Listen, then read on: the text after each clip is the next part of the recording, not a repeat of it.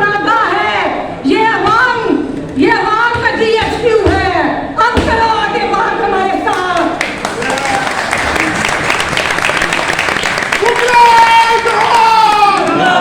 अब चूंकि अपने बाहर निकलने तो आखिरी मुख्तलिफ बात मैं करूंगी कि ये मुल्क जो आपकी मूवमेंट है, इसको खवातीन बुकला लीड करेंगी।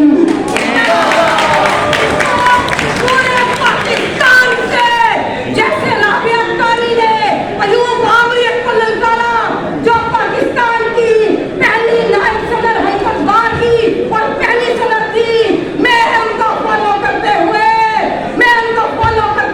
पूरे पाकिस्तान की नुमाइंदा खवातीन मुगला को और अपनी बहनों को, ये शादिया खान जो जेल रहकर आई, मेरी दीगर बहनें जो लड़ती रही, हम लीड करेंगे। और